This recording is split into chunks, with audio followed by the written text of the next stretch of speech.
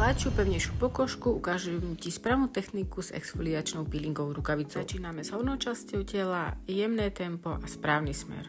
Pri peelingu chcem dodržať zásady lymfatickej masáže, preto pracujem od končatín smerom do lymfatických uzlín. Na rukách smerujeme všetko do podpazušia. Používame kruživé pohyby alebo tzv. ťahané. Dekolt a rameno ťaháme do podpazušia. Brúško masírujeme v smere hodinových ručičiek, aby sme podporili aj trávenie.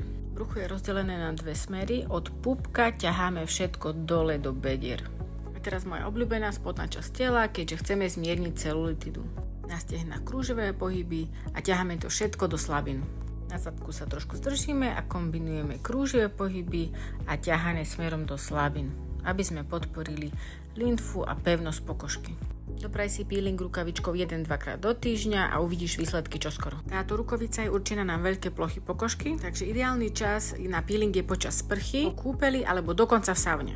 Ja to mám najradšej v saune, keďže pokožka a telo je prehriaté a efekt je tak intenzívnejší. Ulož si toto video a vyskúšaj túto techniku sama.